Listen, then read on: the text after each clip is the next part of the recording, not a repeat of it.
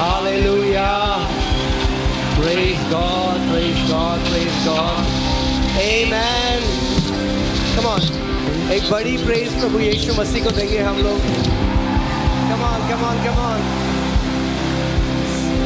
मजा गया. जितनी बेस्ट praise आप दे सकते हो यीशु को. Amen. प्रभु यीशु मसीह, हम आपकी आराधना करते हैं प्रभु. प्रभु, हम आपके नाम को ऊंचा उठाते हैं. वो नाम जो हर एक नाम में श्रेष्ठ है. वो नाम जिसके आगे हर एक घुटना झुकेगा और जीभ अंगीकार करेगी कि यीशु मसीह ही प्रभु है. हम उस नाम को आज उठाते हैं, जिस नाम से परमेश्वर हमने उद्धार पाया, जिस नाम से हमें अधिकार दिया गया, जिस नाम से हमारे पाप क्षमा हुए, जिस नाम से आज हम इकट्ठा हुए हैं परमेश्वर. वो नाम प्रभु यीशु मसीह का नाम. यीशु, आपने कहा जहां 2 या 3 मेरे नाम से इकट्ठा होंगे वहां पर मैं मौजूद होऊंगा. प्रभु यीशु मसीह, आप यहां पर मौजूद हैं.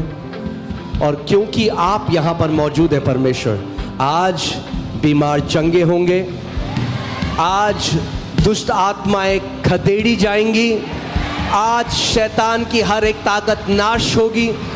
परमेश्वर, जो डिप्रेशन में आया है वो आनंद से भरकर जाएगा. जो कर्जों में आया है वो आजाद होकर जाएगा.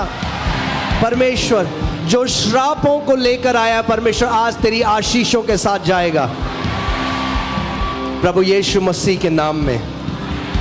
आमीन. हालेलुया. आमीन. 3 लोगों के पास जाके बोलिए, आज मेरा दिन है. Come on, come on, come on. Praise God, praise God. Hallelujah. Amen. Hallelujah.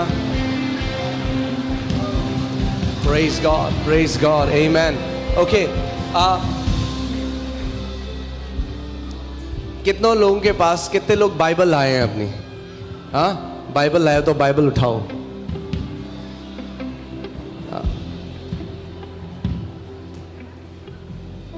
जो नहीं लाए उनको जलाते हैं हम.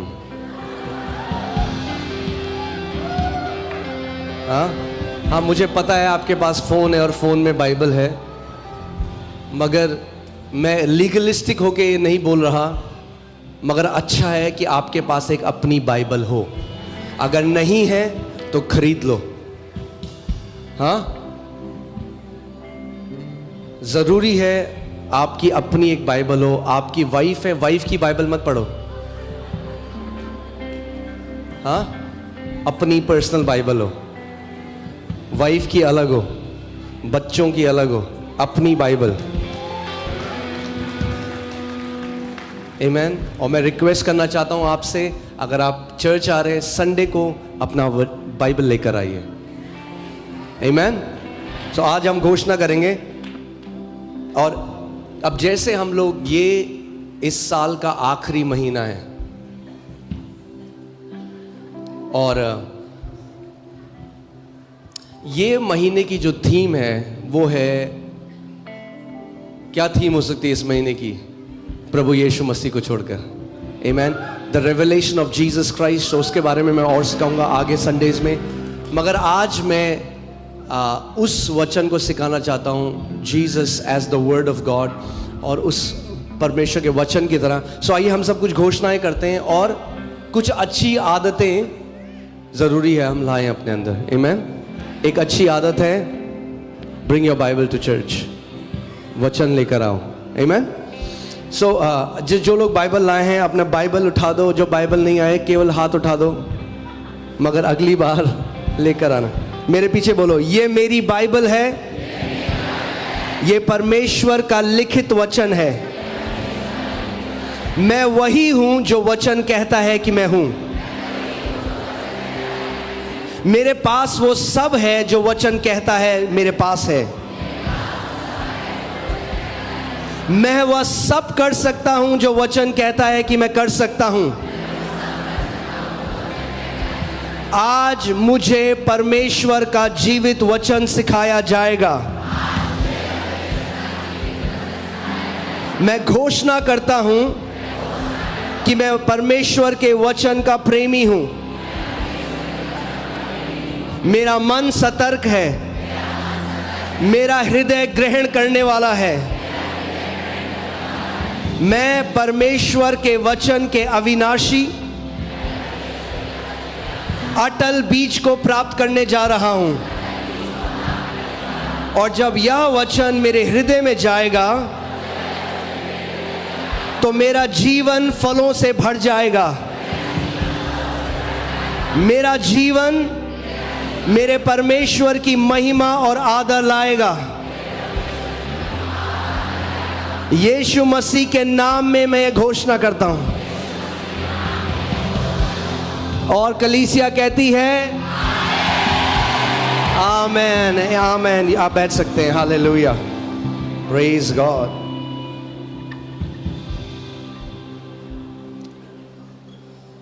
Praise God, praise God. याद है आपको, मैंने आपको सिखाया था आमीन की ताकत क्या है। जब आप आमीन की घोषणा करते हैं, ये एक ईसाई रीति रिवाज नहीं है। जब भी आप आमीन की घोषणा करते हैं, आप एग्रीमेंट में आ रहे हैं, आप एक हो रहे हैं उस वचन से जो परमेश्वर आपके लिए कहता है। आप उसके साथ कह रहे हैं आमीन। प्रभु, मैं घोषणा करता हूं ऐसा ही मेरे साथ हो। आमीन। सो आइए हम वचन में चलें और सबसे पहले चलते हैं मरकुस 4 अध्याय उसकी 30वीं आयत से। मरकुस 4। फिर उसने कहा, यहां पे प्रभु यीशु मसीह लोगों के साथ, एक बड़ी भीड़ है जिसने प्रभु यीशु मसीह को घेरा हुआ है और उनको वो शिक्षा दे रहा है। क्या दे रहा है? भीड़ कई बारी आती है केवल चमत्कार के लिए, और परमेश्वर चमत्कार करने वाला परमेश्वर है, मगर उसकी इच्छा हमेशा से क्या है कि वो लोगों को क्या दे? शिक्षा दे, राज्य की टीचिंग दे, शिक्षा दे। आमीन। क्योंकि शिक्षा आपको मिरेकल से ब्लेसिंग में लेकर जाती है। अगर आपको याद है, लास्ट संडे मैंने आपको सिखाया था। आमीन।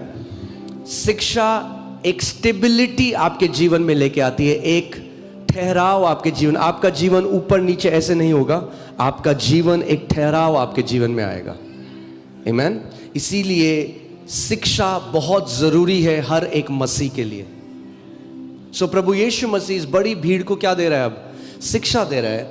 और 30वीं आयत में हम चलते हैं। फिर उसने कहा, यानी प्रभु यीशु मसीह ने कहा, हम परमेश्वर के राज्य की उपमा किससे दें? अब प्रभु यीशु मसीह लोगों को परमेश्वर के राज्य के बारे में सिखा रहा है, और वो कह रहा है क्या मैं उदाहरण तुम्हें दूं, क्या मैं तुम्हें सिखाऊं कि तुम समझ जाओ कि परमेश्वर का राज्य कैसे कार्य करता है। क्योंकि ये जरूरी है हर एक मसीह के लिए कि आप समझें कि परमेश्वर का राज्य कैसे कार्य करता है। और अब परमेश्वर प्रभु यीशु मसीह स्वयं हमें सिखा रहा है, एक नेचुरल एग्जाम्पल देके, एक इस दुनिया के उदाहरण से वो अनदेखे जहां को दर्शा रहा है। आमीन। सो क्या कह रहा है वो? और किस दृष्टांत से उसका वर्णन करें? वह राई के दाने के समान है। क्या है?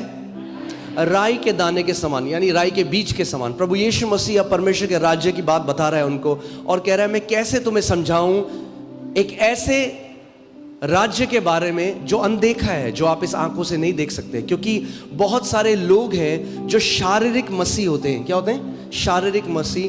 वो केवल अपनी ज्ञान इंद्रियों में जीते हैं। अगर कोई भी ऐसी चीज है जिसको वो नहीं देख सकते, नहीं महसूस कर सकते, अपने 5 ज्ञान इंद्रियों से उसको नहीं चख सकते, तो वो कहते हैं वो चीज नहीं है। मगर परमेश्वर का जो राज्य है वो दिखने वाला राज्य नहीं है। वो कैसा राज्य है?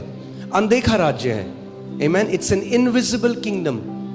मगर अनदेखा है इसका मतलब ये नहीं कि असलियत में नहीं है। आमीन। सो प्रभु कह रहा है कि वो जो परमेश्वर का जो अनदेखा राज्य है वो किसकी समान है? राई के दाने के समान है। राई का दाना कैसा होता है? आप जब राई के दाने को देखेंगे शायद आपका ध्यान भी ना जाए राई के दाने में, क्योंकि वो इतना छोटा होता है। It seems insignificant. ऐसा लगता है कि जैसे कोई है नहीं कुछ उसमें, इतना सा दाना है, एक छोटा सा दाने की तरह है। जीरे से भी छोटा होता है राई का दाना। जब आप देखेंगे, अगर आप एक जीरे को हाथ में रखेंगे, उससे भी छोटा राई का दाना होता है। वह राई के दाने के समान है। क्या राई के दाने के समान है? कम ऑन, मैं चाहता हूं ये केवल चर्च एक स्कूल की तरह हो जहां मैं आपको शिक्षा दे रहा हूं, आमेन, और स्टूडेंट्स की तरह आप ध्यान लगाकर, क्या राई के दाने के समान है? परमेश्वर का राज्य, आमेन। जब भूमि में बोया जाता है, क्या करा जाता है? भूमि में बोया जाता है, तो भूमि के सब बीजों से छोटा होता है। परंतु जब बोया गया तो उगकर सब साग पात से बड़ा हो जाता है। और साग पात मतलब पेड़ों से, सिंपल भाषा में पेड़ों से बड़ा हो जाता है, और उसकी ऐसी बड़ी डालियां निकलती हैं कि आकाश के पक्षी उसकी छाया में बसेरा कर सकते हैं। आज मेरे को राई का दाना तो नहीं मिला, मगर ये एक छोटा बीज है। ये कद्दू का बीज है। कद्दू का ही बीज ऐसा था जो मैंने थोड़ा दिखेगा आपको, वरना बीज इतना छोटा होता है। ये एक बीज है। क्या है ये? बीज। प्रभु यीशु मसीह बता रहा है कि स्वर्ग का राज्य एक बीज की तरह है। किसकी तरह है? राई के दाने का उदाहरण प्रभु यीशु मसीह ने इसलिए दिया क्योंकि राई का दाना इज द लीस्ट, सबसे छोटा है, अनदेखा एक तरह से। जब आप आंखों में देखोगे तो दिखता भी नहीं है।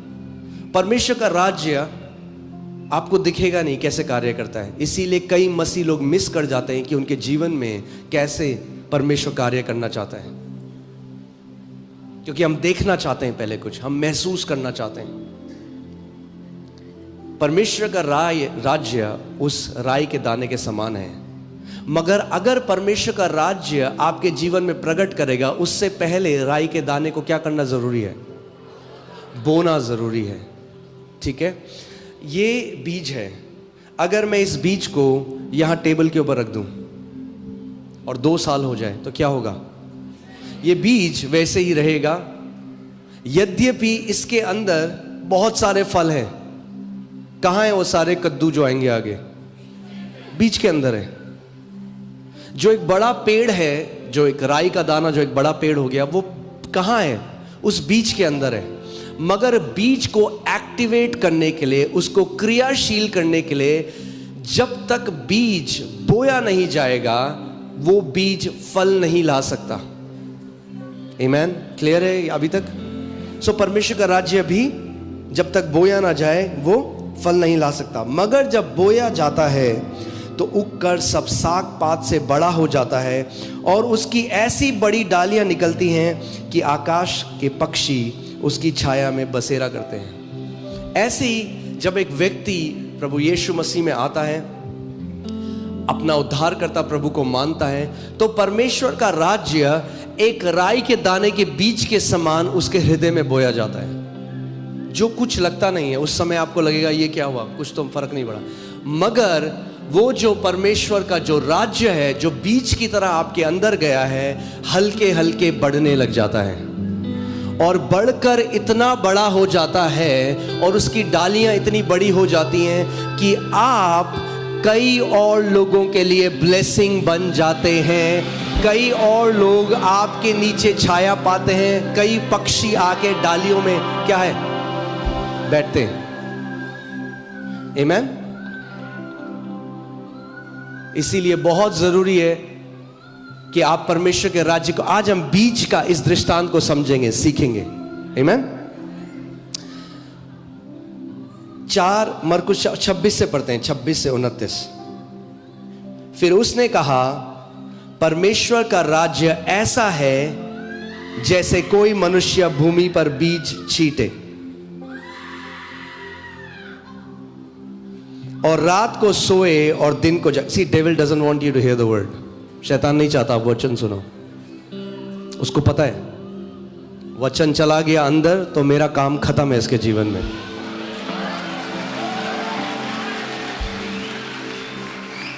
आमीन। सो पूरी कोशिश करेगा आपको वचन ना सुनने दे बस, ठीक है। फिर उसने कहा, परमेश्वर का राज्य ऐसा है जैसे कोई मनुष्य भूमि पर बीज छींटे। अब वो दूसरा उदाहरण दे रहा है। यहां पे वो कह रहा है कि परमेश्वर का राज्य कैसा है कि कोई मनुष्य भूमि पर बीज छींटे और रात को सोए और दिन को जागे, और वह बीज ऐसे उगे और बढ़े कि वह न जाने।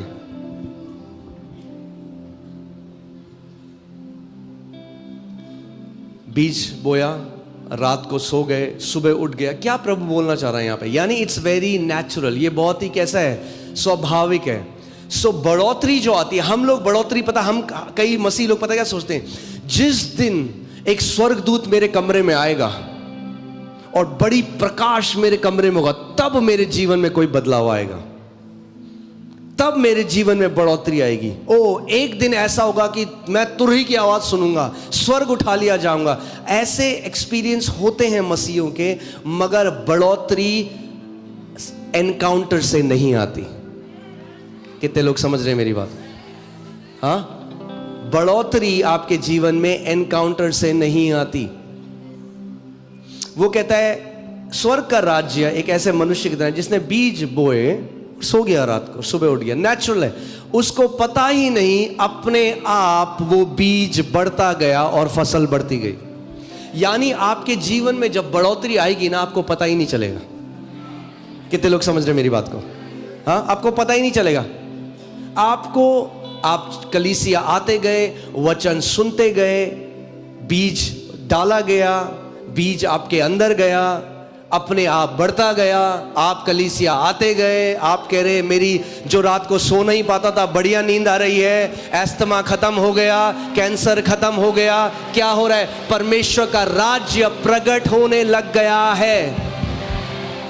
आपके लोग उसको कैसे देखते हैं? राई की तरह तुच्छ जान। अरे क्या तू संडे को एक दिन तो होता है, अरे क्रिकेट खेलने चलते हैं, क्या तू पागल है, इतने ये जवानी में तू कहां चढ़ जा रहा है? हाँ, बोलते हैं ना। क्यों? क्योंकि वे परमेश्वर के राज्य को नहीं समझते, उसको तुच्छ जानते हैं। मगर आप लोग जो हर संडे यहां आ रहे हो, परमेश्वर के वचन की शिक्षा के अधीन बैठ रहे हो, आत्मिक जहां में वो वचन आपके हृदय में बोया जा रहा है, और फिर क्या होगा? वचन बोया गया है, मगर हाँ, फल तो लाएगा, मगर उससे पहले कुछ और है। मैं वापस इसमें आऊंगा, इसको आप दिखाइएगा, मगर इससे पहले पहला कुरिन्थियों 3:6 चलते हैं। हालेलुया।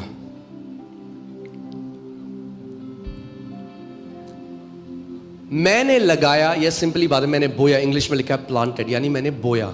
पौलुस कह रहा है मैंने बोया, अपोलोस ने सींचा, परंतु परमेश्वर ने बढ़ोतरी दी। दैट्स इंग्लिश का सही वो जो है, गॉड गेव द इंक्रीज। परमेश्वर ने क्या किया? बढ़ोतरी दी। कई मसीह लोग आज क्योंकि नहीं समझते कि स्वर्ग का राज्य कैसे कार्य करता है, वो प्रार्थना कर रहे हैं, प्रभु बढ़ोतरी दे, प्रभु हमें ब्लेस कर, प्रभु बढ़ोतरी दे, प्रभु बढ़ोतरी दे। फास्टिंग कर रहे हैं, बढ़ोतरी नहीं आ रही, उनको समझ में नहीं आ रहा है क्या हो गया। क्योंकि परमेश्वर ने कुछ सिद्धांत नियुक्त किए हैं इस पूरे संसार के ऊपर। आमीन। अगर बढ़ोतरी चाहिए, बिना वचन के मसीहों के जीवन में बढ़ोतरी नहीं आ सकती।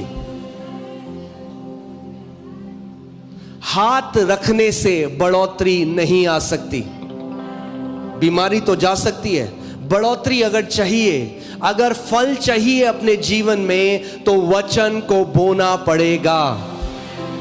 मैंने बोया, अपोलोस ने सींचा, और परमेश्वर ने बढ़ोतरी दी। अब गुड न्यूज ये है, मैं पौलुस की तरह बो रहा हूं, मगर आप घर जाके अपोलोस की तरह सींच सकते हो सोमवार से शनिवार तक। हाँ, सो पौलुस अपोलोस, आमीन। पौलुस अपोलोस। सो यानी केवल आप सुनने वाले नहीं हो, सींचे जाने का मतलब बार बार जब आप उस वचन का मनन करते हो, उस वचन को सुनते हो, उस वचन को समझते हो और उस वचन की घोषणा करते हो, वो ऐसा है जैसा सींचा जाना।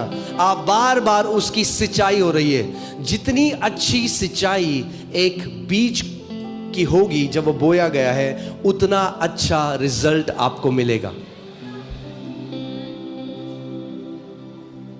मैं आपको आज बता रहा हूं, यहां पे इतने सारे लोग हैं, आप लोग आते हो, बहुत सारे लोग आते हो, मगर जो मैं पावरफुल टेस्टिमनीज, बढ़ोतरी देखता हूं लोगों के जीवन में, वो हैं जो केवल एक बार वचन को नहीं सुनते। वो संडे आते हैं, वो वचन को सुनते हैं और घर जाके बार बार उस वचन को सुनते हैं। वो ऐसा है जैसे सिंचाई हो रही है उस बीज की। आमीन। और फिर सो जाते हैं, उठते हैं, फिर आते हैं, फिर करते हैं। उनको पता भी नहीं कि क्या हल्के हल्के परमेश्वर का राज्य प्रकट होने लग जाता है उनके जीवन में। कर्जों से बाहर आने लग जाते हैं, बीमारियों से बाहर आने लग जाते हैं, डिप्रेशन से बाहर आने लग जाते हैं। वो कह रहे मैं अब वैसे नहीं सोचता जैसे सोचता था पहले, सब बदल गया है, मेरा दुनिया को देखने का नजरिया बदल गया। अब मुझे वैसे डर नहीं लगता जैसे पहले लगता था, अब मैं वैसे घबराती नहीं हूं जैसे घबराते रहे। क्या हो रहा है? वो बीज जड़ पकड़ रहा है और परमेश्वर का राज्य प्रकट हो रहा है आपके जीवन में। आमीन। हालेलुया। और बोलो, रात को सोए और दिन को जागे। यानी अगर बीज को बोने वाले बन गए तो नींद उड़ाने की जरूरत नहीं है बढ़ोतरी देखने के लिए। बढ़िया सोओगे रात को, सुबह उठोगे और बढ़ते जाओगे, बढ़ते जाओगे, बढ़ते जाओगे। आमीन, हालेलुया। देखो क्या लिखा है, कोई मनुष्य भूमि पर बीज छीटे। बोलो, वो मनुष्य मैं हूं। वो कोई मनुष्य मैं हूं। तो अगर वो कोई मनुष्य आप हो तो आपके साथ वही होगा जो यहां पर लिखा हुआ है। आमीन। रात को सोए दिन को जागे। बोलो, रात को सोए दिन को जागे। पड़ोसी को बोलो, रात को सोए। Sleep, sleep. हाँ, ऐसा नहीं, मतलब नींद उड़ाने की बात नहीं है। पृथ्वी आप से आप फल लाती है। क्या करती है पृथ्वी? आप से आप फल लाती है। कभी आपने देखा है कि आपने कोई बीज बोया, वहां से आपको आवाज आ रही है पृथ्वी से? हाँ, कई मसीह लोग जब प्रार्थना में जाते हैं ना, जैसे ऐसे करने लगते हैं। मैं कहता हूं भैया ऐसा मत करो, इतना जोर मत लगाओ, चमत्कार का तो पता नहीं कुछ और ना आ जाए बाहर।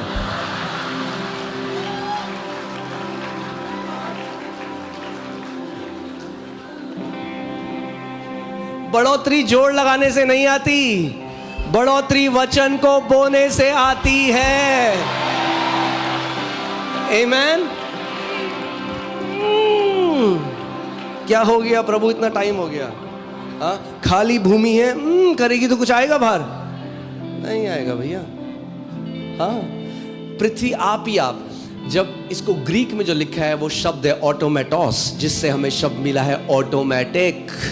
यानी जब वचन डाल दिया, automatic healing, automatic deliverance, automatic promotion, automatic blessing, everything automatic. क्योंकि पृथ्वी आप ही फल लाती है। आमीन, हालेलुया। पृथ्वी आप से आप फल लाती है। पहले अंकुर। बोलो, पहले अंकुर। यानी एक प्रोसेस है आपके। अगर एक ब्लेस्ड लाइफ जीनी है, अगर एक जैवन जीवन जीना है, तो उसका एक प्रोसेस है। मगर हमें क्या चाहिए? फिक्स। पास्टर मेरे सर पे हाथ रख दो।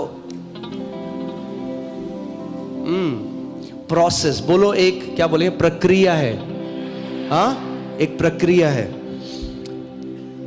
पृथ्वी आप से आप फल लाती है। पहले अंकुर, तब बाल। ये वाले बाल नहीं, हाँ, और तब बालों में तैयार दाना। हाँ, मक्खिया देखे आपने? मक्के के ऊपर बाल होते हैं। सो वैसे ही प्रभु उदाहरण दे रहा है। ये प्रभु यीशु मसीह बोल रहे हैं। ओके, पहले अंकुर, तब बाल, और तब बालों में तैयार दाना। परंतु जब दाना पक जाता है, यानी समझिए दाना भी पकता है। सो क्या देख रहे हैं आप? एक प्रोसेस है, एक प्रक्रिया है जिसके द्वारा परमेश्वर हमको लेकर जाता है। कई लोग कहते हैं हम तो कलीसिया गए थे, कुछ तो हुआ नहीं हमारे साथ। मूर्खों की जैसी बात मत करो। एक प्रक्रिया है, परमेश्वर का वचन हमें सिखा रहा है। जादू नहीं है कलीसिया में। हाँ, यहां ये नहीं होता पुष्ट, पुष्ट, पुष्ट। जादू नहीं है भैया, वचन सिखाएंगे हम आपको और वचन आपका जीवन बदलेगा। आमीन।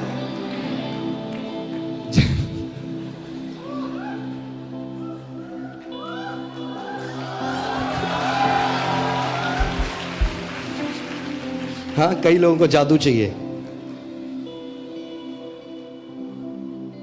परमेश्वर का राज्य अदृश्य है, मगर एक तरीका है जिसके द्वारा कार्य करता है, और उस तरीके को हम सीख रहे हैं आज। ठीक है, सीख रहे हैं ना कैसे कार्य करता है, तो आपको पता लगेगा। और ये 100% आपके जीवन में पूरा होगा अगर आप वचन को बोने वाले बन गए।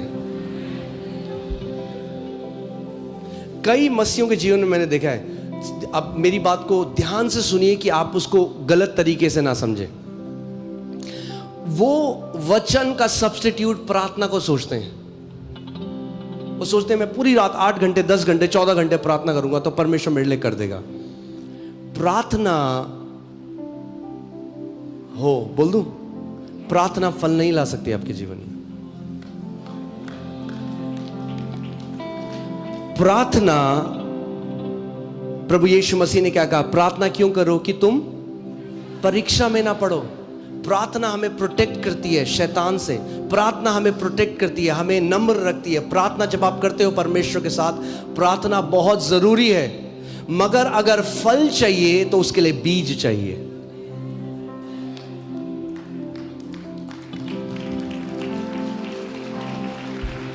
कितने मसीह ऐसे हैं, वो टोटके की तरह सोचते हैं उपवास और प्रार्थना को।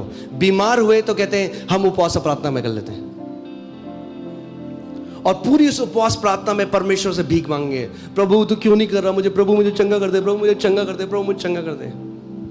मगर वचन का बीज नहीं बोएंगे अपने हृदय में, और इसीलिए कितने मसीह लंबे समय से बीमार हैं। आमीन। परंतु जब दाना पक जाता है तब वह तुरंत हंसिया लगाता है, क्योंकि कटनी आ पहुंची है। आमीन। अगर वचन को रोज अपने हृदय में भरते रहोगे तो एक समय आ रहा है जब रोज कटनी करोगे, क्योंकि वो प्रक्रिया से होकर आपका जीवन जा रहा है। फिर आपका जीवन अप एंड डाउन नहीं होगा, आज ऊपर कल नीचे परसों ऊपर नहीं। आपका जीवन फलों से लदा हुआ होगा। और प्रभु यीशु मसीह ने कहा, जब तुम बहुत सा फल फलते हो तो मेरे पिता की महिमा होती है। यानी एक मसीह जो फलवंत मसीह है, उसके जीवन से परमेश्वर को बड़ी महिमा मिलती है। जब आपका जीवन फलों से भरा हुआ होता है तो उस जीवन से प्रभु यीशु मसीह को, पिता को क्या मिलती है? महिमा मिलती है। हालेलुया। ओके, सो चलिए मैं आपको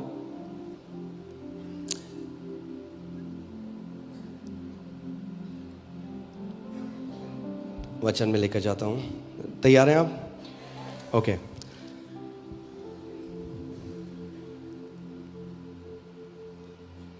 यूहन्ना 1 से 4 तक मैं पढ़ूंगा। आदि में क्या था? Come on. आदि में क्या था? आदि में वचन था, और वचन परमेश्वर के साथ था, और वचन परमेश्वर था। आमीन। यही आदि में परमेश्वर के साथ था। सब कुछ उसी के द्वारा उत्पन्न हुआ। किसके द्वारा उत्पन्न हुआ? वचन के द्वारा। सब क्लियर है अभी तक? या सब कुछ वचन के द्वारा, और जो कुछ उत्पन्न हुआ है उसमें से कोई भी वस्तु उसके बिना उत्पन्न नहीं हुई। यानी जो कुछ आप देखते हो ये किसके द्वारा उत्पन्न हुआ? वचन के द्वारा। उसमें जीवन था, और वह जीवन मनुष्यों की ज्योति था। हाँ, किसमें था जीवन? वचन में, और वचन मनुष्यों की ज्योति था। अब इसकी 14वीं आयत में आइए। और वचन देहधारी हुआ। क्या हुआ? वचन देहधारी हुआ और अनुग्रह और सच्चाई से परिपूर्ण होकर हमारे बीच में डेरा किया, और हमने उसकी ऐसी महिमा देखी जैसे पिता के एकलौते की महिमा। वो वचन कौन है? प्रभु यीशु मसीह। आमीन। सो जब बाइबल कह रही है वचन, तो वो वचन कौन है? प्रभु यीशु मसीह। सब कुछ जो उत्पन्न हुआ उस वचन के द्वारा उत्पन्न हुआ। वो वचन देहधारी हुआ और उसने मनुष्यों के बीच में डेरा किया, और हमने उसकी ऐसी महिमा देखी जैसे इकलौते की। आमीन। नाउ प्रभु यीशु मसीह जो परमेश्वर का वचन है, जो देह धरकर इस पृथ्वी पर आया, और अब ऐसा हुआ कि शैतान उसकी परीक्षा लेने के लिए आया, जो है मत्ती 4 और मैं 3 से पढ़ूंगा आगे। तब परखने वाले ने आकर उससे कहा, यदि तू परमेश्वर का पुत्र है तो कह दे कि ये पत्थर रोटियां बन जाए। क्या हो रहा है? शैतान क्या कर रहा है? उसकी परीक्षा ले रहा है। शैतान जैसे आज आपकी और मेरी भी परीक्षा लेने के लिए आता है हमारे अंदर। वो क्या करना चाह रहा है? डाउट डालने की कोशिश कर रहा है जो परमेश्वर ने कहा है। यीशु ने उत्तर दिया, लिखा है। क्या कहा प्रभु यीशु मसीह ने? लिखा है, मनुष्य केवल रोटी ही से नहीं परंतु हर एक वचन से जो परमेश्वर के मुख से निकलता है जीवित रहेगा। अगर जीवित रहना है लंबा इस पृथ्वी पे, अगर जीवित रहना है, एक जय में चलना है, अगर एक जयवन जीवन चलना है, तो आपको क्या करना पड़ेगा? परमेश्वर के वचन के द्वारा जीना पड़ेगा। आमीन। सो मगर जब मैं इसको पढ़ रहा था, मेरे लिए बहुत ही अमेजिंग बात क्या है कि प्रभु यीशु मसीह जो स्वयं वचन है, हाँ, जो जीवित वचन है परमेश्वर का। आदि में क्या था? वचन। सब कुछ जो आप देखते हो वचन के द्वारा बनाया गया, और वचन देहधारी हुआ। और ये वचन अब जो देहधारी हुआ वो किसकी तरफ इशारा कर रहा है? लिखित वचन की तरफ। सोचो इसके बारे में। जो जीवित वचन है वो कहां पॉइंट कर रहा है? लिखित वचन के ऊपर। वो कह रहा है लिखा है, यानी अगर प्रभु यीशु मसीह ने इतना महत्व दिया जो लिखा है, तो आपको और मुझे भी कितना महत्व देना है जो लिखा है। क्यों? क्योंकि वो किसके लिए लिखा गया है? आपके और मेरे लिए। क्योंकि मनुष्य रोटी ही से जीवित नहीं रहेगा, मगर किससे जीवित रहेगा? जो वचन परमेश्वर के मुख से निकलता है। अब आप इस बात को समझो, अगर लिखित वचन परमेश्वर हमें नहीं देता तो हर बार आपको एक साक्षात्कार के द्वारा जीवित रहना पड़ता। Until you hear from God personally, जब तक आपको परमेश्वर पर्सनली एक बात ना बोल दे। मगर पूरी स्टार्टिंग से लेकर अभी तक परमेश्वर ने जो भी प्रतिज्ञाएं बोली अपने संतों को, क्योंकि वो परमेश्वर का वचन है, वो जीवित है, उसके अंदर क्रिया शक्ति है, और जो उसने उनके लिए किया आज वही वो वचन हमारे लिए भी कर सकता है। मगर अगर लिखा नहीं होता तो आज मुझे पता नहीं होती कि एक प्रतिज्ञा है, मैं तुझे आशीष दूंगा और तुझे जातियों के लिए आशीष बनाऊंगा। वो परमेश्वर ने किसके लिए कहा था? अब्राहम के लिए। मगर आज क्योंकि ये लिखा है, मैं इस पर विश्वास ला सकता हूं और मैं इस लिखित वचन से जीवित रह सकता हूं। भजन संहिता, जो एक भजन लिखने वाले ने सालों हजारों साल पहले लिखा था, जो परमेश्वर ने उससे बोला, तेरे बगल में 1000, तेरे दाहिने ओर 10,000 गिरेंगे मगर वो तेरे निकट ना आएगा। मैं तुझे दीर्घ आयु से तृप्त करूंगा और अपने उद्धार का दर्शन दिखाऊंगा। अगर वो व्यक्ति लिखता नहीं तो आज मुझे पता ही नहीं होता कि परमेश्वर के मुख से क्या वचन निकला था, क्योंकि उनकी पेन में जाने से पहले वो बोला गया वचन है। कितने लोग मेरी बात को समझ रहे हैं? इस बात को, ये जो वचन है ये परमेश्वर की कलम से नहीं आया, ये परमेश्वर के मुंह से आया है। प्रभु यीशु मसीह ने यूहन्ना 6:663 में कहा, 63 राइट, 63 में कहा कि जो वचन मैं तुमसे कहता हूं वो जीवन और वो आत्मा है। जब परमेश्वर उत्पत्ति से बोलने वाला परमेश्वर है, आमीन, आपको पता है परमेश्वर एक बोलने वाला परमेश्वर है, और परमेश्वर ने क्या किया, अपने लोगों को क्या दी, प्रतिज्ञाएं दी।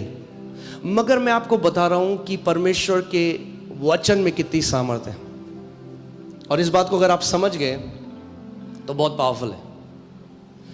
जो प्रतिज्ञा परमेश्वर ने अपने एक बेटे को दी, अपने एक संत को दी, वो प्रतिज्ञा ने उसके जीवन में जो किया वो आज भी क्रियाशील है।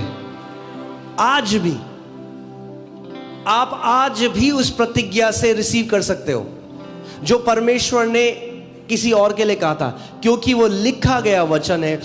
देखो मैं आपको इसको ऐसे समझाता हूं, जब परमेश्वर ने बोला तो परमेश्वर के मुख से जो वचन निकला, उस वचन के साथ परमेश्वर का आत्मा और जीवन रिलीज हुआ। और जब वो परमेश्वर के जो पवित्र संत थे उन्होंने जब इसको लिखा तो इस स्याही के पीछे परमेश्वर का आत्मा आज भी मंडरा रहा है। इसीलिए ये जीवित पुस्तक है, इसीलिए ये लिखित वचन है, क्योंकि इस लिखित वचन के पीछे परमेश्वर का जीवन और परमेश्वर का आत्मा आज भी छुपा हुआ है। आमीन। और मैं आपको इसकी ताकत बताता हूं। आपको याद है ऑनलाइन प्रेयर में श्वेता थी यहाँ पे, हाँ, और वचन आया कि किसी की जिस सर्जरी से ओवरी निकली है परमेश्वर सर्जरी बना रहा है। वो किसके लिए था? यहाँ पे जिस घर की एक बेटी है श्वेता, वो थी यहाँ पे, उसने रिसीव किया उसको, अगले दिन गई, अल्ट्रासाउंड करा, एक नई ओवरी उसके अंदर थी। ठीक है, मगर ध्यान से सुनो, क्योंकि वो परमेश्वर की अभिषेक में वचन बोला गया, वो वचन जीवित है। एक और बहन जिसने वो वचन सुना जो उसके लिए नहीं था मगर उसने अपना बना लिया, उसने कहा ये मेरे लिए है। जब वो टेस्ट कराने गई उसके अंदर भी नई ओवरी थी। ये परमेश्वर के वचन की सामर्थ है, वो मरा हुआ वचन नहीं है। 7 बिलियन लोग सेम प्रतिज्ञा से वो सब पा सकते हैं जो लिखा हुआ है। कितने लोग मेरी बात को समझ रहे हैं? जब ये लिखा हुआ है तो ये ऐसा है जैसे वो एक बीज है, मगर वो बीज जो है वो कैसा है, वो अभी एक्टिवेट नहीं है, इसके अंदर जीवन है। मगर मैं कहूं कहां है फल, मेरे को फल खाना है, मेरे को कद्दू खाना है, इससे नहीं, कद्दू नहीं खा सकता मैं इससे। हाँ, अगर कद्दू खाना है तो एक प्रतिज्ञा के द्वारा जाना पड़ेगा। अगर फलवंत होना है तो एक प्रक्रिया है फलवंत होने की, जादू नहीं है। हाँ, शॉर्टकट नहीं है, फलवंत जीवन। क्योंकि हम लोग क्या करते हैं ना, लोग आज मार्केट में जाते हैं, हाँ, सुपर मार्केट में जाते हैं, जो चाहिए वो ले लेते हैं। कई लोगों को लगता है खाना दुकान से मिलता है। खाना दुकान में आता है मगर खाना उगता है। अगर किसान बीज बोना बंद कर दे पूरी मानव जाति मर जाएगी भूख के मारे। कोई है जो आप बढ़िया बासमती चावल खा रहे हो, कोई है जिसने महीनों उसकी देखभाल करी, बीज बोया, उसको सींचा, फिर कटनी करी, फिर बेचा, ट्रक में गया, बोरियों में गया, आपके घर आया, तब आप खा रहे हो उसको।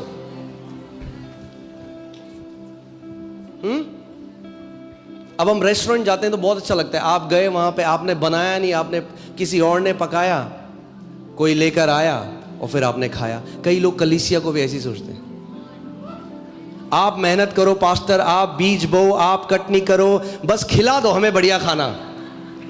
नहीं, मगर गोल ये नहीं है। मैं आपको बता रहा हूं, आप जानते हैं इस बात को, मैं आत्मिक वरदानों में मूव कर सकता हूं। मैं अभी भी अपनी आत्मा को स्टर करके मैं प्रोफेटिक वर्ड दे सकता हूं लोगों के लिए, मगर मैं नहीं चाहता कि ये मिनिस्ट्री मेरे ऊपर बने या ये गिफ्ट के ऊपर बने। मैं चाहता हूं हर एक व्यक्ति वचन में परिपक्व हो जाए और एक योद्धा की तरह जीने लग जाए। मेरी ये इच्छा है कि आप हर कोई व्यक्ति वचन की नींव में जड़ पकड़ लो, फलवंत हो जाओ। आमीन। कि रात को 2 बजे मुझे फोन करना ना पड़े, मतलब आपको, मुझे, पास्टर मेरा पेट दर्द कर रहा है, तो मैं कहूंगा वही करो जो मैं करता हूं जब मेरा पेट दर्द होता है, तो वचन की घोषणा करो।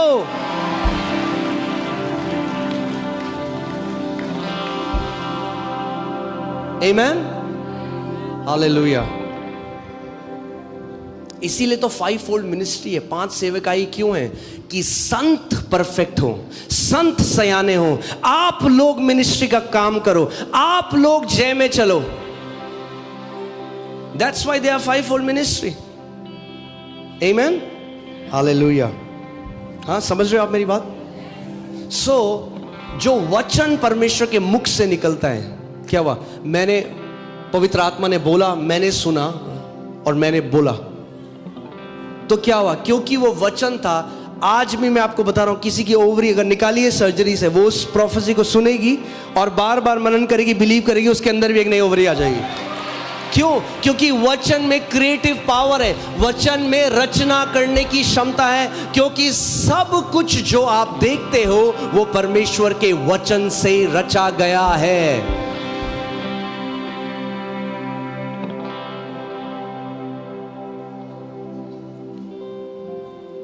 आमेन। मैं आपको बता रहा हूं, इतने सारे हमारे पास टेस्टमनीज आते हैं। यहां पे एक वचन आया किसी के लिए, हाँ, वो आगे आए, चंगे हो गए। फिर आ रहा है चंडीगढ़ से फोन, हमारे साथ भी वही कंडीशन, हम भी चंगे हो गए। पटना से फोन, हम भी चंगे हो गए। उड़ीसा से फोन, क्यों? क्योंकि वो परमेश्वर का वचन है, जीवित है, मरता नहीं है। एक बार निकल गया परमेश्वर। अब जब तक यीशु मसीह नहीं आए, जितने बंदे चाहे उससे ओवरी बना सकते हैं, क्योंकि वचन है, क्रिएटिव पावर है उसमें। अगर मैं अपनी मर्जी से बोलता, मेरे मुंह का वचन कुछ नहीं कर सकता। अगर मैंने अपनी समझ से बोला होता है वचन, तो कुछ नहीं कर सकता। हाँ, असली, अब मैं, अलग टॉपिक है, मगर मैं, भविष्यवाणी असली वो है जिसमें क्रिएटिव पावर है। लोग आज कैसी साइकिक भविष्यवाणियों के पीछे जा रहे हैं। अरे उसने मेरा नंबर और नाम बता दिया। अरे तुम्हें नहीं पता तुम्हारा नंबर और नाम? क्या बढ़ोतरी हुई तुम्हारे जीवन में, किसी ने तुम्हारा नंबर तुम्हें बता दिया तो? ये तो साइकिक भी करते हैं बात। आई एम नॉट इम्प्रेस्ड अगर कोई मुझे बोल दे तुम्हारा नाम अंकित है, वो मुझे पता है मेरा नाम। अगर भविष्य दक्ता हो तो मुझे वो बताओ परमेश्वर क्या कह रहा है। वो मत बताओ जो फेसबुक से देख सकते हो तुम। आमेन। एक इंसान किसी की ओवरी नहीं बना सकता। इट्स नॉट माई वर्ड, ये परमेश्वर का वचन है। आमेन। तो मैं आपको क्या बताना चाह रहा हूं आज, कि जब आप इस बात को समझ जाओगे कि जीवन, मेरी जो कुछ आपको चाहिए, जो कुछ, बोलो जो कुछ। मैं नागालैंड में था एक कॉन्फ्रेंस में, तो वहां पे किसी ने मुझे पूछा, आपने ये गाड़ी कैसे ली? मेरी कार के लिए। आपने कार कैसे ली? मैंने कहा इसके अंदर है। तो वो हंसने लग गए। मैंने हंस लो। Everything that you need is wrapped up in the word of God. जो कुछ आपको चाहिए वो परमेश्वर के वचन के अंदर है। Amen. जो कुछ आपको चाहिए वो इस वचन के अंदर है, और आपको ढूंढ निकालना है उसको। प्रभु यीशु मसीह ने जब वो आराधनालय गया, बाइबल कहती है, तो उसने यशाया की पुस्तक खोली। कई लोग सोचते हैं कि प्रभु यीशु मसीह ने ऐसे किया और यशाया की पुस्तक खुल गई। नहीं नहीं नहीं नहीं, बाइबल कहती है उसने ढूंढी है, यानी उसको पता था यशाया की पुस्तक कहाँ है। वो गया यशाया की पुस्तक में और फिर उसने कहा, ये वचन मेरे लिए लिखा गया है। आपको अपने आप को ढूंढना है परमेश्वर के वचन में, कि जब आप कुछ पढ़ो उसको पर्सनलाइज करो, अपना बना लो और बोलो, ये मेरे लिए लिखा गया है। आमेन। जब आप पढ़ते हो, परमेश्वर का वचन कहता है, मैं तुझे दीर्घायु से तृप्त करूंगा और अपने उद्धार का दर्शन दिखाऊंगा। बोलो, परमेश्वर धन्यवाद, ये मेरे लिए, मेरे परिवार के लिए लिखा गया है।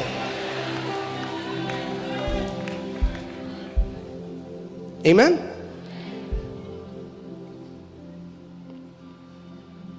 चलिए मैं आपको, हालेलुया,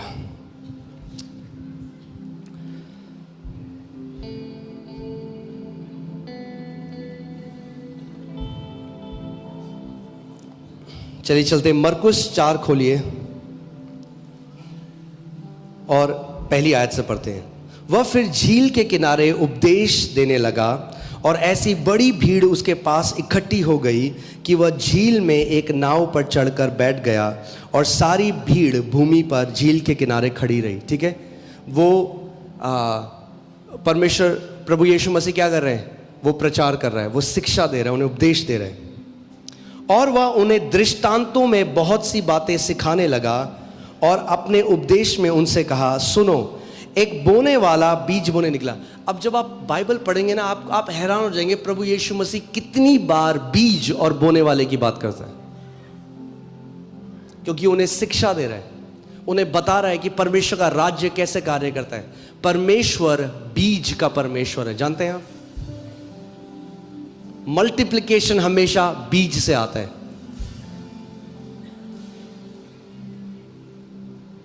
आप सोचो, आप आए, मेरे खेत के बगीचे हैं, बहुत सारे खेत के बगीचे, कहना सेब के बगीचे हैं। हाँ, अभी थोड़ा टाइम लगेगा, थोड़ा पहला संडे सर्विस, आपको अनुग्रह देना पड़ेगा मेरे को। सो सेब के बगीचे हैं मेरे, ठीक है। आप भूखे हैं, आप आए और मैंने आपको क्या किया? मैंने सेब काटे बढ़िया से, बीज निकाले उसमें से, बढ़िया सेब में नमक वमक लगा के आपको दे दिया। अब मुझे बताओ, आपका पेट भर गया, आप बहुत खुश हो, मगर क्या आप दोबारा खा पाओगे सेब को? नहीं। हर किसी को पसंद है, आपको बढ़िया सेब मिल गए, हाँ बढ़िया तरीके, मगर अब आप मेरे पास आए, मैंने आपको 20 उस जो बढ़िया टॉप क्वालिटी का जो सेब है उसके बीज दे दिया आपको। आप कह रहे हो यार ये क्या दे दिया? मगर अगर उस बीज को आपने ग्रहण किया और जाकर अपने खेत में बोया, आप और आपकी पीढ़ियां सेब ही सेब खाते रहोगे पूरी जिंदगी। ज्यादा स्पेक्टेकुलर, ज्यादा अच्छा क्या लगता है? सेब खाना, बीज लेना। में तो ये क्या दे दिया इस बंदे, इन्ना सा, हाँ बड़ा डब्बा भैया 4-5, वो अच्छा लगेगा, ये क्या दे दिया बीज। मगर अगर बीज की साइंस को समझ गए, अगर परमेश्वर का जो रहस्य है बीज के पीछे, उसके पीछे, कभी भूखा नहीं रहना पड़ेगा, कभी कंगाली में नहीं रहोगे। आमीन। परमेश्वर बीज के द्वारा कार्य करता है। कैसे कार्य करता है? बीज के द्वारा। सुनो, एक बोने वाला बीज बोने निकला, बोते समय कुछ मार्ग के किनारे गिरा और पक्षियों ने आकर उसे चुग लिया। फिर प्रभु बता रहा है, कुछ पथरीली भूमि पर गिरा जहां उन्हें मिट्टी ना मिली, हाँ कुछ झाड़ियों में गिरा, कुछ अच्छी भूमि में गिरा। अब मजेदार बात पता है क्या है? पूरी भीड़ है और प्रभु उनको सिखा रहा है। अब देखो क्या हुआ, जब 10वीं आयत आई, जब वह अकेला रह गया तो उसके साथियों ने उन 12 समेत उनसे दृष्टांतों के विषय में पूछा। यानी भीड़ को कोई मतलब नहीं है वो क्या कह रहे हैं। भीड़ कह रही हाँ कुछ बोल रहे हैं, जब चंगा करने लगेगा तब चल जाएंगे, जब बोल रहा है तब हम सोते हैं। भीड़ वो सिखा रहा है उनको, अगर सीख जाओगे तो बार बार हीलिंग लाइन में खड़े रहने की जरूरत नहीं पड़ेगी। अगर सीख जाओगे तो बार बार प्रार्थना नहीं करनी पड़ेगी परमेश्वर कर्जे से हटा दे, क्योंकि बीज कंटिन्यूअस ग्रोथ लेकर आएगा आपके जीवन में। क्या लेकर आएगा? कंटिन्यूअस ग्रोथ लेके आएगा, लगातार जो बढ़ोतरी है वो लेकर आएगा। और क्यों ये चेले प्रभु से पूछ रहे हैं, बाकी भीड़ ने क्यों नहीं पूछा? क्योंकि वो समझना ही नहीं चाहते। कितने ऐसे मसीह हैं जो कलीसिया, कितने आप जब भीड़ देखते हैं आज, हाँ हम लोग हीलिंग सर्विस करते हैं, कितने लोग हैं जो केवल चंगा होने के लिए आ रहे हैं, उनको कोई मतलब नहीं है जो वचन सिखाया जा रहा है। इसलिए क्या होता है, मे भी चंगाई तो पा लेते हैं मगर एक जीवन नहीं जी सकते, क्योंकि वचन को समझना नहीं चाहते। और मैं आपको ये बताता हूं, एक ये जो दृष्टांत है यहां पे, ये देखिए यहां पे खोलता हूं,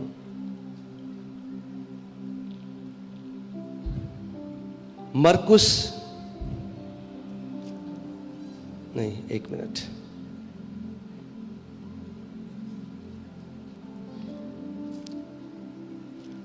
लूका 8:11 लगाइए, लूका 8:11।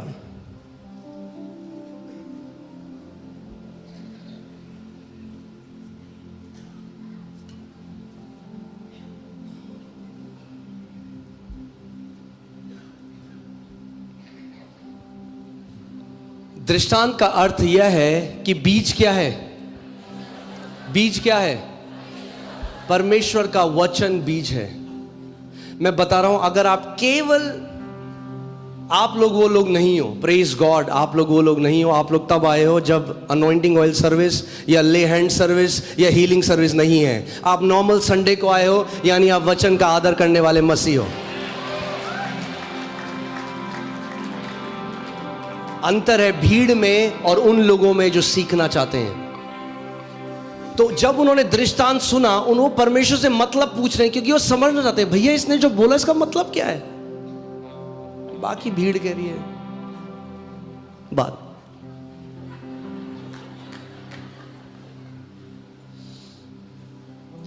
आमीन। बहुत सारी कलीसियां आज डिपेंडेंट हैं on a man of God, और बल्कि मैन ऑफ गॉड की रिस्पॉन्सिबिलिटी है to lead people to the word of God. अगर मैं आपका उत्तर नहीं हूं, मेरे ऊपर भरोसा करोगे तो निराश हो जाओगे, मगर अगर वचन के ऊपर भरोसा करोगे तो कभी भी निराश नहीं होगे।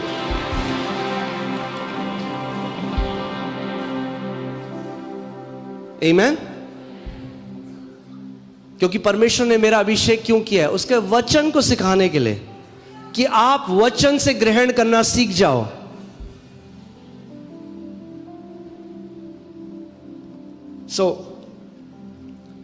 दृष्टांत का अर्थ यह है कि बीज परमेश्वर का वचन है। क्या बोया जाएगा? आज हर संडे को क्या बोया जाता है यहां पे? परमेश्वर का वचन। अब आप चाहिए मत्ती 13:18 में, 13:18।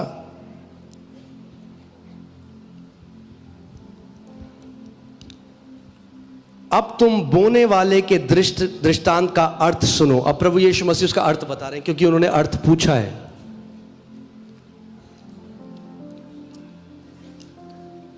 आमीन। यानी इससे हमें एक चीज और समझ में आती है, only those people understand the Bible who want to understand the Bible. केवल वही लोग परमेश्वर का वचन को समझते हैं जो समझना चाहते हैं।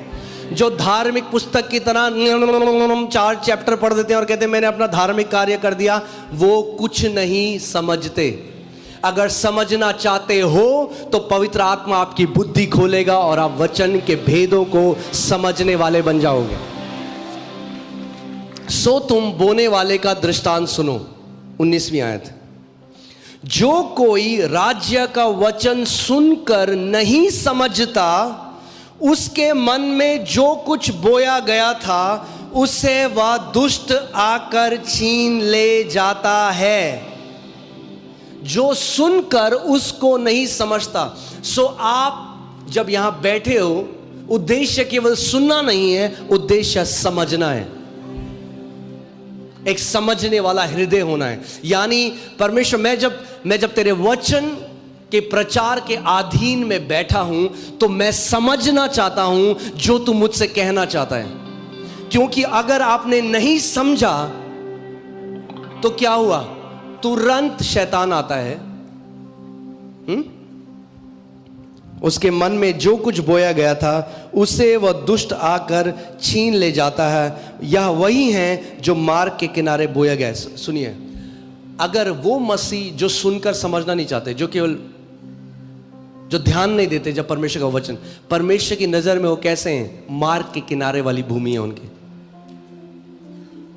मार्ग के किनारे हैं वो। मसीह ऐसे हैं, वो क्रिश्चियंस ऐसे हैं जो कितना भी बीज आ जाए उनके ऊपर पड़ जाए, दरवाजे से बाहर जाने से पहले शैतान आकर सब चुरा के ले जाएगा उनसे, और उन्हें पता ही नहीं चलेगा। और फिर वो बोलेंगे, पास्टर जी अस्सी तो उपवास भी रखते हैं, अस्सी तो प्रार्थना भी करते हैं, तो की दिक्कत की है? बीज चुराने वाला बीज ले गया भाई साहब, यह है दिक्कत। आमीन। क्योंकि आप समझना नहीं चाहते, आप केवल सुन रहे हो। मगर अगर आप समझने का हृदय रखोगे तो क्या होगा? यानी जब आप किसी वचन को समझते हो, शैतान आपसे वो चुरा नहीं सकता।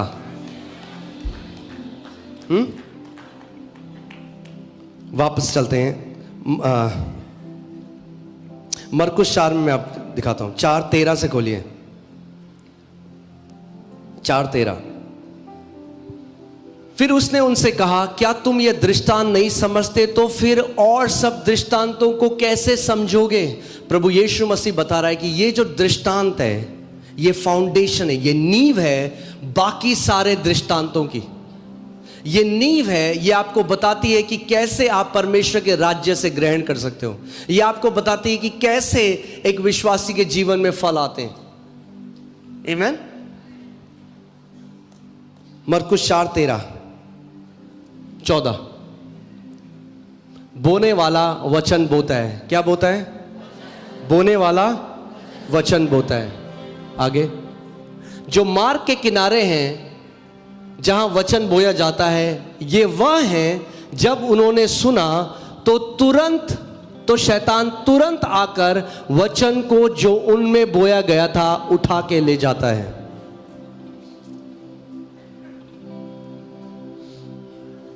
यानी जब आप वचन को सुन रहे हैं, शैतान वेट कर रहा है कि कब मैं चुराऊं इनसे। तुरंत आता है, वेट नहीं करता। उसको पता है क्योंकि अगर वचन इनके अंदर चला गया, बैठ गया, तो ये बंदा गया मेरे हाथ से। सो तुरंत आता है। क्यों? क्योंकि उसको पता है भैया कितनी सामर्थ्य परमेश्वर के वचन में। परमेश्वर के वचन को चुराने आता है। वो नहीं चाहता कि वचन, जब आप संडे को आओ, आप वचन लेकर जाओ। हाँ, कई लोग कलीसिया ओ न सुखी हड्डियों, अब बाहर जाओ। डिस्ट्रैक्ट करता है आपको कि वचन आपके हृदय में ना रहे। बाहर जाके लोग बोलते हैं, और बताओ कैसा था आज का वचन? ओ बहुत बढ़िया। क्या सीखा? ओ वो नहीं पता, बहुत बढ़िया। गाया तो सूखी हड्डियों, मगर जो बीज अंदर जाके फल लाना था वो बीज चला गया, पता ही नहीं चला।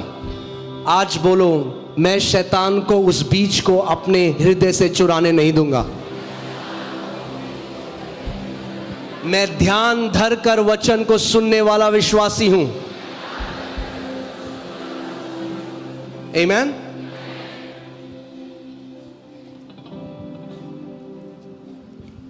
क्योंकि अभी हमने मत्ती में क्या पढ़ा? यहां पे लिखा है कि शैतान आता है और तुरंत चुरा लेता है। अपनी मर्जी से नहीं चुरा सकता, उन्हीं लोगों का चुराता है जो समझना नहीं चाहते। यानी वो वचन अंदर नहीं गया, बीज ऊपर है। वो ऐसा है जैसे जमीन के ऊपर बीज रखा है। अगर जमीन के ऊपर बीज गिरा है तो चिड़िया आके चुग लेगी, मगर अगर वो बीज अंदर चला गया भूमि के, फिर कोई चिड़िया नहीं चुग सकती उसको। सो केवल यहां पे नहीं रखना है, वचन को अपने अंदर डालना है। आमीन। क्योंकि जब तक बीज हृदय के अंदर ना चला जाए, वो फल को प्रोड्यूस नहीं कर सकता आपके जीवन में।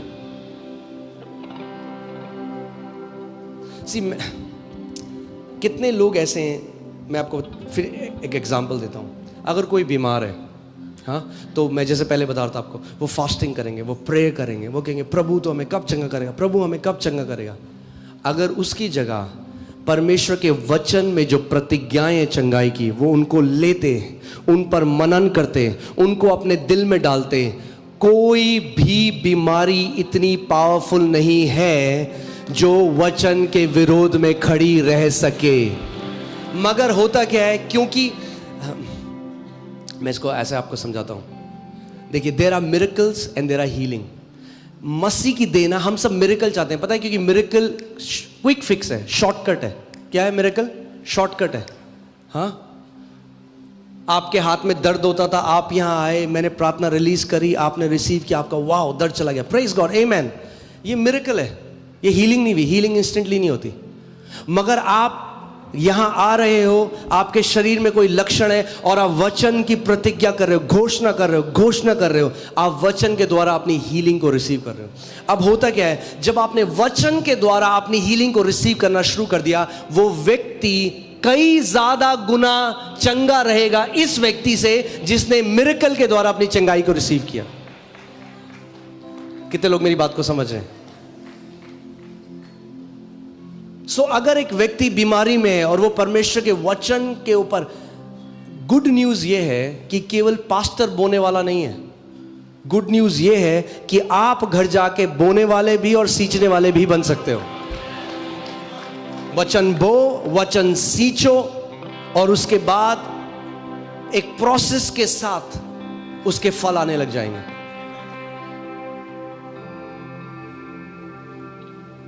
आमीन। और जब वो फल आएंगे, सी क्या होता है, अगर फल आए, अगले साल क्या होगा, वो फल दोबारा आएंगे, फिर क्या होगा, वो फल दोबारा आएंगे। मगर जो परमेश्वर के राज्य का पेड़ है, जो हम लोग हैं, उनके पत्ते कभी मुरझाते नहीं, हाँ, और उनके फल कच्चे गिरते नहीं। सो आपके पत्ते कभी नहीं मुरझाएंगे, ना आपके फल गिरेंगे। आमीन। आप एक ब्लेस्ड लाइफ जियोगे। मैं आपको बता रहा हूं, अगर ब्लेस्ड लाइफ जीनी है तो एक ही तरीका है, परमेश्वर के वचन के द्वारा। अब इसका मतलब मैंने आपको पहले कहा था, कई लोग कहेंगे अजी ये तो कह रहे हैं प्रार्थना नहीं करनी। प्रार्थना बहुत जरूरी है, प्रार्थना करो, घंटों प्रार्थना करो, मगर सब्स्टिट्यूट नहीं है वचन का। क्योंकि अगर आप वचन के द्वारा परमेश्वर को नहीं जानते, तो अगर आपका एक एनकाउंटर भी होगा, आप उसको गलत समझ सकते हो। मैं आपको बताता हूं कैसे। एक बार जब मेरे को एक नर्व डिसऑर्डर था, जिसमें मुझे पेन होता था, बहुत तेज पेन होता था। वो ऐसा पेन होता था कि एक माँ जब एक बच्चे को जन्म देती है, उससे भी तेज वो दर्द होता है। और एक दिन मैं अपने कमरे में था, मैं प्रार्थना कर रहा था, और मैं एक दर्शन को देखने लगा। और मैंने दर्शन में प्रभु यीशु मसीह को क्रूस में देखा, बिल्कुल क्लियर। और मैंने देखा कि वो क्रूस में, और जैसे साइड से पवित्र आत्मा ने मुझे उनका चेहरा दिखाया, और वो जो कांटों का ताज उन्होंने अपने सर में पहना है, और करीबन इतना लंबा जो कांटा था वो यहाँ से निकलकर उनकी आंख से बिल्कुल उनकी आंख से छूता हुआ ऐसे बाहर आ रहा था यहाँ तक। और जैसे ही मैंने उसको देखा, मेरे मन ने क्या बोला, अरे तेरा दर्द तो कुछ भी नहीं है जो मेरे यीशु ने सहा, है ना। कई लोग कह रहे हो हालेलुया, अभी पूरा सुन लो। ये मेरा अनुवाद था, परमेश्वर का नहीं था। मेरा अनुवाद क्या था कि अरे तेरा दर्द कुछ भी नहीं है, देख प्रभु यीशु मसीह ने कितना दर्द सहा।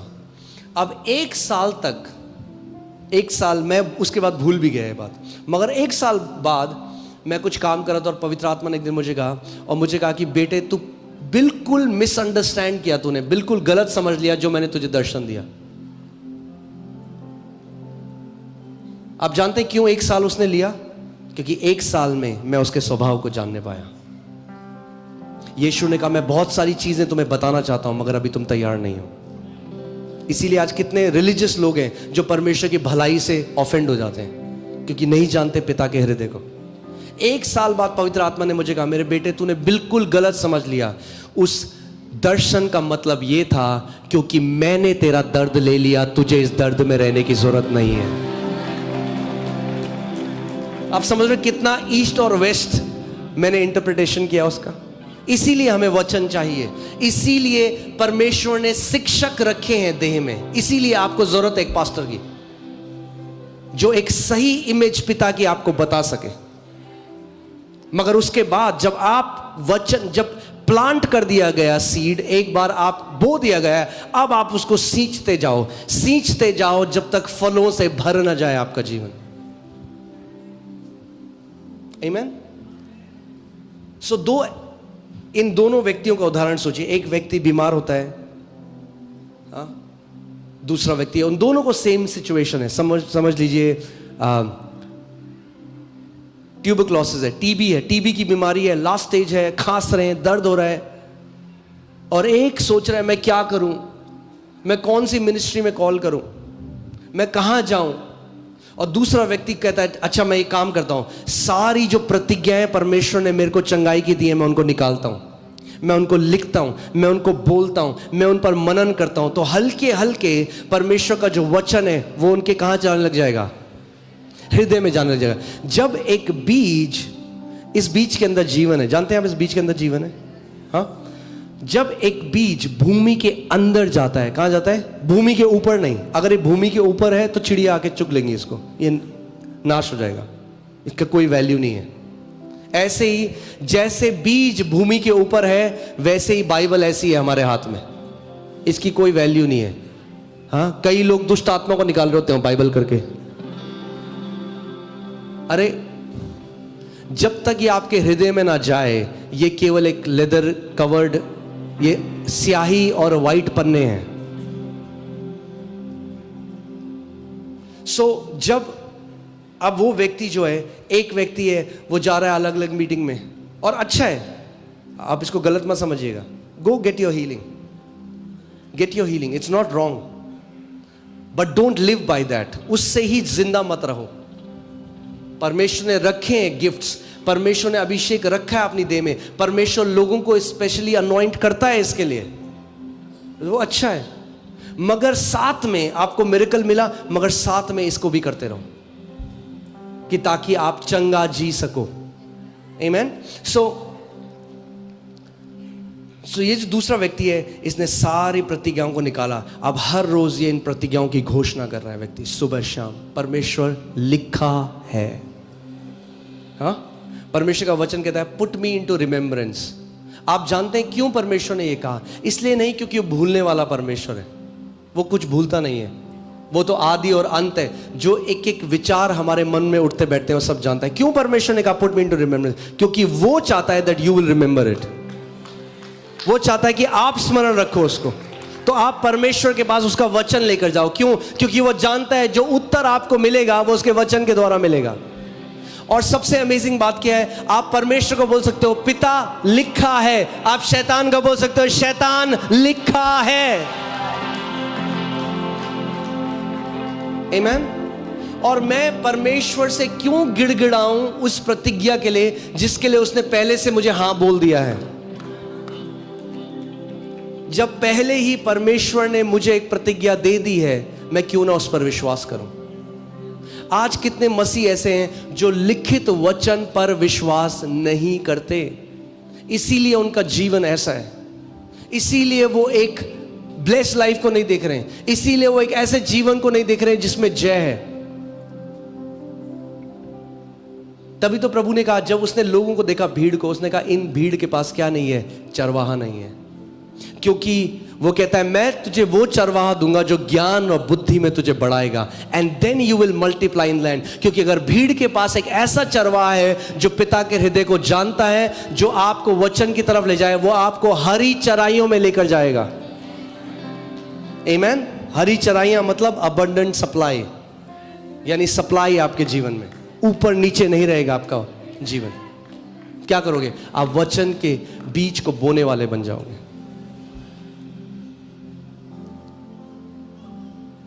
अभी मैं हैदराबाद में था और पास्टर मर्लिन एक गवाही बता रही थी। एक औरत उनके पास आई और मैंने फ़ोटो देखी। मुझे, आप देखते अगर तो आपका दिल उस फोटो को देख के, क्योंकि एक औरत थी जिसको लूपस हुआ था, आधी उंगलियां उसकी सड़ चुकी थी। आप देखोगे बिल्कुल आगे काली सड़ी हुई उंगलियां थी उसकी, और बहुत पेनफुल ये कंडीशन होती है। और वही उसने कहा कि आप मेरे लिए प्रार्थना करिए। मगर उन्होंने प्रार्थना करी, उसके